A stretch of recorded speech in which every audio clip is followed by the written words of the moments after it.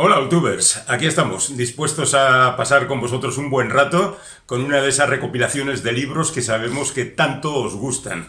Así que de vez en cuando os complacemos. Bueno, tengo un buen montón de autores nuevos que presentaros, porque a pesar de que me dicen repetidamente que estoy en edad de releer, no me resisto a la tentación de leer a los nuevos autores. Estos libros que os presento, algunos los he leído, pocos, otros los tengo a medias, algunos de ellos, y la mayoría no los he leído, pero todos ellos me apetece leerlos rápidamente. Es de los que cojo y tengo que leerlo, luego al final no lo consigo, pero de entrada la emoción me posee y me voy a por ellos. Y en cuanto a seleccionar autores desconocidos, me parece que, puesto que casi nadie lo hace, este es un buen lugar para presentar a gente que quizá dentro de 3, 10, 20 años sea lo más de lo más en la literatura y ahora es simplemente una promesa. Pero yo creo que hay motivos para disfrutar de ello y voy a ir dándoslo poco a poco. Vamos a empezar con una absoluta novedad, tanto que ni siquiera tiene portada. Esta es una edición de pruebas que se presenta pues para mandar a los medios de comunicación para que vayamos leyéndola y luego ya cuando se presente en marzo, cuando se publique, pues ya hablaremos con mayor conocimiento. Quizás se pueda apreciar aquí la portada de este libro, pero bueno, la ilustración es muy pequeña y es un poco difícil de encontrar con tantas vueltas. La novela se titula Malaventura y la ha escrito Fernando Navarro, que es un absoluto debutante. ¿Y cómo nos la presentan? Nos la presentan como un western andaluz, algo que ya se ha hecho últimamente mucho en el cine y de alguna manera también en la literatura. Intemperie de Jesús Carrasco estaría en esa latitud aproximadamente. Terrenos desérticos, personajes extremos, en este caso bandoleros, hechiceros, gente de mal vivir, gente enfrentada al destino, niños que son testigos de lo que está ocurriendo. En definitiva, un batiburrillo de gentes. Lo que hace falta es saber si está bien escrito. Y por lo que he leído, que es muy poquito, os lo digo, la verdad es que está muy bien escrito y seguramente Fernando va a ser una de las revelaciones de esta temporada, de este año 2022. Así que tenerlo en cuenta. Un western a estas alturas, aunque sea fuera de lugar, bueno, no tan fuera de lugar, porque en Andalucía se han hecho muchos westerns de los espagueti que tantos conocemos. Así que tampoco estamos en un territorio muy desconocido. Nos vamos ahora con Juan Tallón, que sí es un hombre más conocido, aunque no demasiado. Juan ha escrito, por ejemplo, excelentes novelas como Lejano Oeste, que es una novela donde se disecciona la corrupción en España de manera inmisericorde. Y sin embargo, como ha ocurrido con otras novelas de este tipo, no han tenido la repercusión que se merece. Parece que vivimos en un limbo tranquilo en el que hay cosas que aparecen en los medios de comunicación, pero que no deben ser tratados en literatura. Y justamente cuando en literatura, como por ejemplo en el caso de El hijo del chofer, que ya fue comentada aquí en uno de estos book hauls, se habla de personas concretas, entonces tiene éxito. No sé qué pasa por las cabezas de los lectores. El caso es que yo creo que Juan Tallón ha tomado buena nota de esto y en lugar de escribir con nombres falsos de representaciones y metáforas muy claras de la vida actual, ha decidido recurrir a la realidad. Y obra maestra es justamente eso, la realidad. Una realidad tan descabellada como las ficciones. Yo diría que incluso más descabellada que las ficciones que a veces se suelen contar en estas novelas. ¿Qué es lo que ocurrió? Bueno, pues el Reina Sofía, el Museo Reina Sofía, encargó una obra a Richard Serra, que es un tipo que dobla chapas y las convierte en obras de arte, y el Guggenheim de Bilbao tiene buena muestra de ello, porque toda una de sus naves, la más grande, está dedicada a sus chapas retorcidas. Bueno, la obra pesaba 38 toneladas. No es algo que se pueda llevar en el bolsillo alguien. Y sin embargo, la obra desapareció. Y nadie sabe dónde está. Y se especula y dicen que igual la tiene un supermillonario en un jardín, que ya hace falta jardín para tener esa escultura, pero yo creo que, dada la chapuza habitual, estará en manos de un chatarrero que la ha vendido a trozos y se ha quedado con el dinero que vale el material. Bueno, no pasa nada, estas cosas son fácilmente arreglables y el propio autor hizo una copia y ahí está como si no pasara nada, ¿no? Es un poco la representación del arte moderno, de la corrupción endémica, que podríamos decir, y de cómo funcionan las cosas. Una auténtica vergüenza contada por Juan Tallón, que es un hombre de afilada pluma. Nos vamos a realidades narradas de otra manera, con Carmele Jallo, que es una escritora vasca, que ha escrito ya 3 novelas, alguna de ellas adaptada al cine, Las manos de mi madre, por ejemplo, y uno de los cuentos de este volumen, que es un volumen de relatos, ha sido llevado al teatro. Bueno, esta es una recopilación que recoge cuentos publicados hace ya algún tiempo, en un libro que se titulaba justamente No soy yo, en euskera, y se han añadido 5 cuentos más, de alguna manera relacionados con aquellos, porque hablan fundamentalmente de mujeres que están en la cuarentena, cincuentena, que se ven perplejas en ocasiones ante cómo está la vida actual, se sienten desamparadas en multitud de circunstancias, que trabajan, todas, menos en un caso, de los 14 cuentos, todas las protagonistas trabajan en diferentes profesiones, bibliotecaria, profesora, farmacéutica, y tienen una vida familiar y se muestran en ocasiones hartas de ella y tratan de buscar la salida. Es una narración precisa y preciosa y magníficamente contada, y con la duración perfecta para cada uno de los cuentos. De verdad que merece mucho la pena leer a Carmele Jallo, así que aquí os lo dejo y espero que hagáis caso de la recomendación. Más difícil va a ser encontrar a Arantxa Álava, que coincide con Carmele en la plasmación de la vida actual a través de la visión de las mujeres en una colección de cuentos que en su caso es la primera, y que traigo aquí también, entre otras cosas, para decir que esto de la edición puede aparecer en cualquier sitio, porque esta es una colección de cuentos publicada por la editorial Mahor. La editorial Mahor nace en una librería, la llamada Mahor, de una ciudad de Vizcaya que se llama Orduña, que por cierto es la única ciudad del territorio, con el nombre de ciudad, pero que es una localidad razonablemente pequeña y que ha nacido justamente para publicar Arantxa y lo que vaya saliendo. Quiero decir que las iniciativas de este tipo se pueden multiplicar por todo el mundo, pero como ha reconocido la propia Arantxa, en ocasiones le llaman de un sitio y ella manda los ejemplares, y ahora por internet se puede conseguir tranquilamente. Bueno, las narraciones de Arantxa estarían en la misma línea, pero yo diría casi que en ocasiones son un poco más desesperadas, trágicas, mucho más dramáticas, y la verdad es que están muy bien tratados los cuentos porque siempre cumple con ese precepto de que al final haya un giro que nos sorprenda y nos deje así un poco como patidifusos, y digamos que el siguiente cuento lo vamos a leer un poquito más tarde para poder disfrutar de ello. También, como cualquier antología, es irregular, hay cuentos muy buenos, otros que no lo son tanto, pero digamos que la media, en líneas generales, es muy alta. Nos vamos ahora con alguien que sabe muy bien de lo que escribe, se llama David Jiménez y es periodista, y ha publicado hace algún tiempo un libro que fue un escándalo, porque David fue director durante un año del diario El Mundo. Y la verdad es que sus experiencias fueron tan tremendas que cuando le pusieron en la calle no pudo evitar escribir sobre ellas, y el libro, ya digo, fue un pequeño escándalo porque ahí se mencionaba a la gente con nombres y apellidos y todo lo que pasó. Bueno, ahora ha decidido escribir una novela que se titula El corresponsal, de algo que él conoce también porque él también ha sido corresponsal y en consecuencia sabe de lo que está hablando. Y nos sitúa en Myanmar, bueno, en Birmania, depende cómo nos pongamos, en un momento especialmente convulso, unas manifestaciones reprimidas salvajemente, con muchos muertos, y con un grupo de corresponsales un poco al estilo Hemingway, un poco al estilo tópico, reunidos en un hotel, cercados por las autoridades, que les piden unas fotografías que pueden decir al mundo lo que está pasando allí, y ellos se rebelan, por supuesto. El libro es estupendo, está contado. He leído la mitad, en este caso. Algunos de estos libros los he leído, ya digo, enteros, y otros un trozo. En este caso la mitad, y me lo estoy pasando estupendamente con este libro, con el reflejo de los personajes, con las historias que cuenta de todos ellos. A todos los personajes, bueno, a los más importantes, les escribe una biografía precisa, con conocimiento, y en ocasiones incluso incluyendo temas que son reales, como por ejemplo el caso del padre del protagonista, que se ve inmerso en un caso famoso que ocurrió realmente. O sea que es una mezcla de realidad y ficción que a mí particularmente me está gustando mucho. Bueno, seguimos ahora mismo.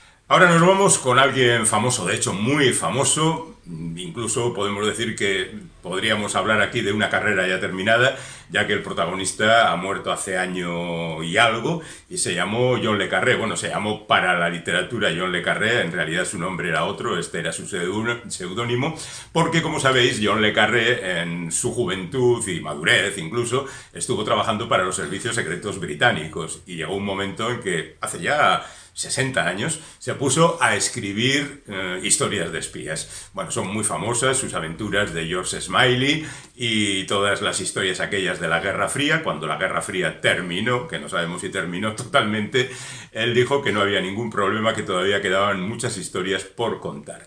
Y cuando murió, pues cuenta su hijo en un epílogo a este libro, Proyecto Silverview, que le vino a insinuar que había un manuscrito que no estaba terminado y que le gustaría que de alguna manera él se ocupara de terminarlo y de editarlo. Bueno, pues el hijo del amigo John le Carré encontró ese manuscrito, dice que está escrito hacia 2014-2015, es decir, que sería algo anterior a las dos últimas novelas de le Carré, y que él cree que su padre no quiso publicarlo porque hablaba de cosas especialmente sensibles y que mostraba un servicio secreto inglés muy destruido, algo corrupto, bastante corrupto, porque si eres espía, pues ya sabes que andas chapoteando en el lodo, y que no cumple con aquel precepto de que decía que los ingleses son los espías perfectos y demás. La historia es casi la de siempre en le Carré. Hay alguien que no quiere seguir con su actividad, que se busca un refugio en un pueblo pequeñito, monta una librería y a partir de ahí pues se desencadenan los hechos porque aparece alguien que le llama de nuevo para ver qué es lo que está pasando exactamente con los espías. Es decir, literatura de la habitual en John le Carré.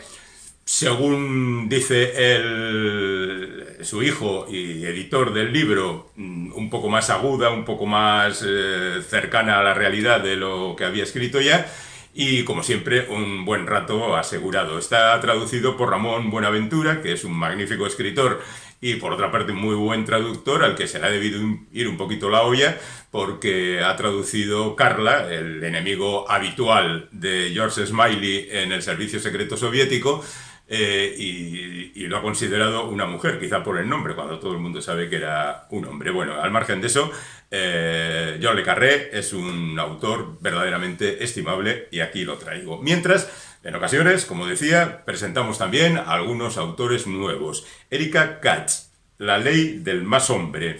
El título, la traducción verdaderamente es un poco complicada, porque el título original es El Club de los Chicos, de Boys Club.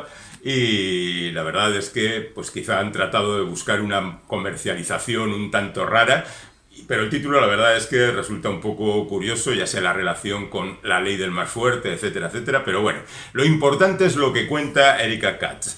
Y lo que cuenta, se supone que basado en sus propias experiencias, son las andanzas de una abogada, ella misma es abogada, que entra en un bufete de esos superatómicos, donde el dinero corre y el alcohol y la droga y las malas maneras abundan, y en definitiva la representación de lo que viene a ser hoy una empresa moderna y absolutamente inaguantable.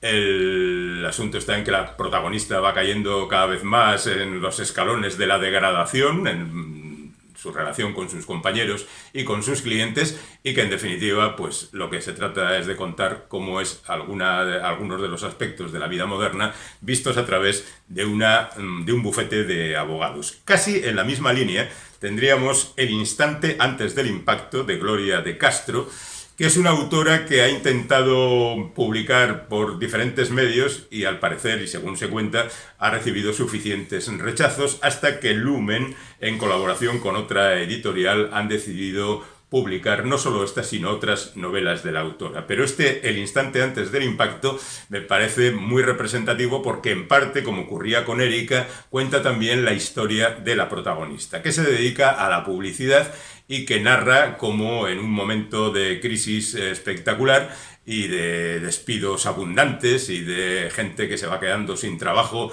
y sin horizonte, pues ella está trabajando en un lugar donde la vida es peligrosa y se ve arrinconada, le hacen bullying y tiene que sobrevivir de muy mala manera. Y la verdad es que la estructura del libro es una especie de diario donde va recogiendo sus experiencias y también sus sensaciones y reflexiones en torno al mundo. Yo creo que de verdad merece la pena echar un vistazo a este libro porque es uno de los que más me ha entrado por los ojos de los últimos que he tenido entre manos. Y aquí tengo un libro pequeñito de Amélie Nothomb, que es una de esas escritoras que son de piñón fijo, publica con una regularidad asombrosa y además lleva una especie de ciclo o dos ciclos diferentes, como son sus propias experiencias, que han sido muchas, muy divertidas, un poco agobiantes y la verdad es que extravagantes totalmente. Y luego lleva, alternando con esas novelas, otro ciclo de novelas independientes totalmente. A estas pertenece Sed, porque ¿qué es Sed? Pues Sed es la vida de Jesucristo, así como suena. Ya veis, en 120 páginas, tranquilamente contada al estilo Amélie Nothomb, con esa extravagancia, esa finura y esa percepción que le caracteriza para contar personajes a veces muy extravagantes, divertidos. Jesucristo no creo que fuera muy divertido, pero algo extravagante sí resultaba incluso para la época en la que vivió. Y bueno, pues la cosa está en que hay otra novela de Amélie Nothomb que os voy a contar, que lo disfrutemos. Alternando con famosos tenemos a gente absolutamente desconocida. Aquí tenemos a Carolina Setterwall. Esta novela se titula Solo nos queda esperar lo mejor y es la primera de esta mujer que ha esperado a los 40 años, según mandan las tradiciones de la novelística, para escribir su primera novela. Ella es sueca y cuenta la historia de una pareja que tiene un hijo pequeño, un bebé de 8 meses, y que como en el libro se empeñan en no decir exactamente qué es lo que ocurre, yo también me lo voy a callar. Así que os voy a decir simplemente que la historia de esa pareja se ve profundamente alterada en un momento de su vida, cuando empieza la novela, y eso va a cambiar sus vidas para siempre. No tenemos referencia de Carolina, no hemos leído nada suyo porque es su primera novela. Qué mejor experiencia que lanzarse a leer a una autora nueva. ¿Que os gusta? Estupendo, ya tenéis una candidata a autora favorita. ¿Que no os gusta? Pues ni la terminéis, porque tampoco estamos aquí para sufrir. Otro desconocido, Frank Buys. Nacido de ninguna mujer. Esta es una novela gótica. Se ve que el gótico se va extendiendo porque últimamente abunda prácticamente en todas partes. No ya el gótico sureño característico de la literatura estadounidense o el gótico andino que ha ido extendiéndose. Hay una nueva novela, un nuevo volumen de relatos de Enríquez presto a salir entre nosotros, así que estaremos muy atentos a ello. Pero de momento tenemos este Nacido de ninguna mujer, que recurre al viejo truco de he encontrado un manuscrito y vamos a saber qué es lo que ha ocurrido con los protagonistas de lo mismo. Bueno, aquí lo que se cuenta es la historia de la hija adolescente de una familia de campesinos pobres que es vendida como criada, un poco más que gótico, parece melodramático, ¿no? La historia es muy decimonónico en ese sentido y esa chica tendrá que ir a vivir con el señor que la ha comprado, literalmente, y tendrá que ocuparse de labores muy bajas. Pero la vida, por supuesto, le encamina en otra dirección y empezarán a ocurrir acontecimientos verdaderamente sorprendentes que no detallaremos, como decimos, porque hay cosas que merece la pena ser descubiertas conforme avanza uno en la lectura de un libro. Tenemos algunos más. Bueno, vamos ahora con un libro verdaderamente espectacular en su volumen. Se titula Al paraíso y lo ha escrito Anya Yanagiara.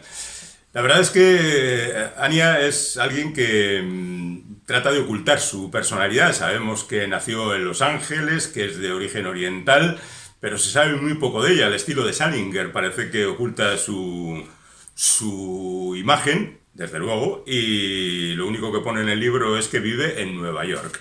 Seguramente habréis leído, digo yo, porque llamó en su momento bastante la atención, la novela Tan poca vida, la novela anterior de esta autora, que contaba la vida de 4 personajes a lo largo de 3 décadas de su trayectoria y bueno, en Nueva York, y contaba lo que era la ciudad y lo que eran esos personajes. Supongo que habéis oído hablar de ello. Bueno, pues para no repetirse, lo que ha hecho aquí Anya ha sido mezclar también una serie de personajes, pero a través no ya de las décadas, sino de los siglos, porque la cosa empieza a finales del siglo XIX, continúa a finales del siglo XX y termina a finales del siglo XXI, es decir, ya entraríamos en la ciencia ficción. Pero, además de esto, esta es una tierra alternativa, porque ya la de finales del siglo XIX no es la que conocemos, sino que es una sociedad muy diferente, que va a marcar de alguna manera lo que va a ocurrir a continuación. Por supuesto,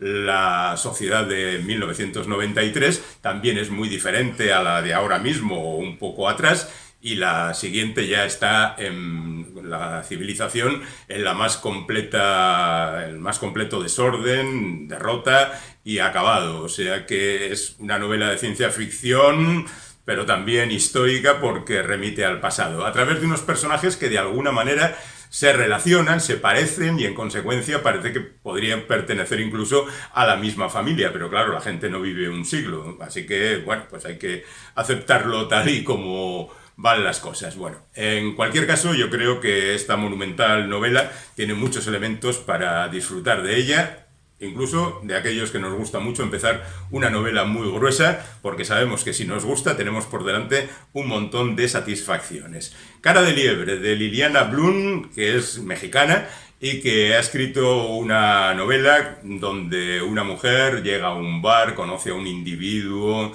él cree que la ha seducido, ella le lleva a casa y pasan cosas. Hasta ahí contaré.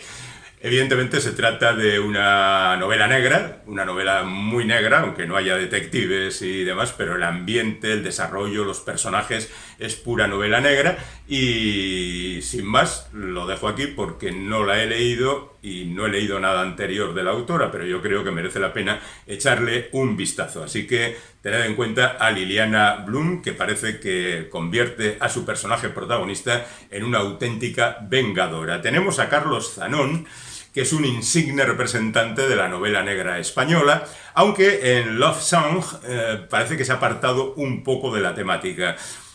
Un poco, porque en realidad en el fondo yo creo que esta también es una novela negra, y es que la cabra tira al monte, y aunque no haya aquí tampoco detectives ni tramas urbanas muy definidas al estilo del género negro, lo cierto es que la historia de estos tres personajes que van recorriendo la costa española desde Cataluña hasta Andalucía, pues de alguna manera se asemeja también a las novelas negras de carretera, que las hay y muy buenas.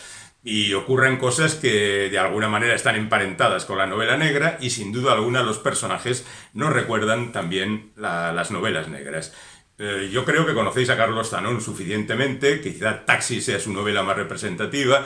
Él continuó las andanzas de las novelas de Vázquez Montalbán con protagonismo de Carballo, y la verdad es que es un autor al que merece la pena seguir porque es muy impactante y sus narraciones son muy tensas. Casi podíamos hablar, en relación con Carlos Zanón, de esta novela titulada Empezamos por el final, de Chris Whittaker, que también es una novela negra, aunque en un ambiente bastante inusual, porque aquí no hay noche y ciudad, sino que hay luz del día y campos desiertos. Y los principales protagonistas, es verdad que uno de ellos es un policía, pero la protagonista es una chica que se define como forajida y que tiene un cacao de familia verdaderamente espectacular. Y entonces lo cierto es que tiene que trabajar en todas las direcciones, sacar adelante a su madre, al resto de la familia, y al mismo tiempo enfrentarse a las consecuencias de ciertos hechos que no voy a mencionar. Mientras que el policía observa esto, digamos que tenemos dos puntos de vista en la novela, observa esto con intención de ayudar a la protagonista, pero las cosas yo creo que se van a complicar. No es una novela negra pura al estilo de las que conocemos, pero yo creo que es una novela que, a pesar del ambiente, comulga tranquilamente con el estilo negro. Tenemos, esta sí, ya es una novela negra claramente, Las otras niñas, de Santiago Díaz. Santiago Díaz se dio a conocer con una novela negra titulada Talión, y la verdad es que gustó mucho, y a partir de ahí el hombre pues parece que ha cogido carrerilla. Escribió El buen padre, donde aparecía un personaje nuevo, la inspectora Indira Ramos, que aquí continúa sus andanzas, Las otras niñas. Bueno, quien haya leído alguna novela anterior del amigo Díaz, pues ya sabe ante lo que estamos, pero yo sí diré que se trata de un narrador muy sólido, muy eficaz, con gran conocimiento del género y que va a cumplir con todas las expectativas. Quizá un poco tópico en los planteamientos, porque obviamente ya nos conocemos todas las figuras de inspectoras enfrentadas a su jefe y con vida particular un tanto tormentosa. Bueno, pues en esta ocasión la historia es la de un asesino en serie que vuelve de nuevo a la actividad, o eso es lo que parece, cuando sus delitos anteriores habían prescrito, y la protagonista tiene que ponerse a buscar la solución a todo eso. Lo mismo ocurre con David Orange, que ha escrito Romperás la noche con un grito, que es una novela muy convencional dentro del género negro. Hay una inspectora, alguien que tiene una visión clara de cómo deben ser las investigaciones, que se lanza a descubrir el secreto de la desaparición de un niño que ha desaparecido en circunstancias casi inexplicables, ¿no? Del estilo de la habitación cerrada, porque su padre estaba vigilante, se duerme un ratito y el niño desaparece, y bueno, se van acumulando las evidencias, los hechos, la investigadora investiga, el resto de su equipo hace lo propio, y en definitiva se trata casi de una novela procedural, de esas que analiza cómo funciona la policía en las investigaciones. Yo he leído aproximadamente una cuarta parte de la novela y me parece que está muy bien y que hay que disfrutarla. Elmer Mendoza es un escritor mexicano cuyo personaje principal ha protagonizado ya un montón de novelas. Ella entró por la ventana del baño, es el título de una canción de los Beatles, y eso siempre parece que llama la atención, y conocemos perfectamente la literatura de Elmer Mendoza, que es un tipo muy impactante, pero también muy divertido, muy tierno, encantador.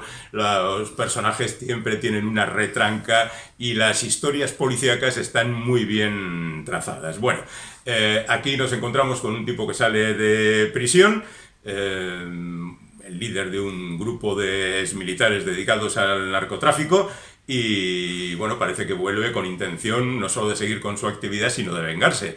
Pero el zurdo Mendieta, que es este personaje característico de Elmer Mendoza, se cruzará en su camino. Y terminamos esta zona con Cristina Casares Scalia, con Arena Negra, que es una novela negra también, policíaca, porque la verdad es que desde que murió Camilleri no leemos narraciones negras italianas, y nos quedamos así un poco con las ganas de saber qué es lo que se está produciendo allí. Bueno, pues ahora tenemos la ocasión de leer a esta autora, ya veremos qué es lo que nos depara, y bueno, pues mientras tanto seguro que tenemos novela negra suficiente para leer, pero por ir descubriendo cuál es el toque que ahora mismo se imprime a las novelas negras en Italia. Este ha sido un repaso que remataremos con un par de cómics para satisfacción de los buenos aficionados.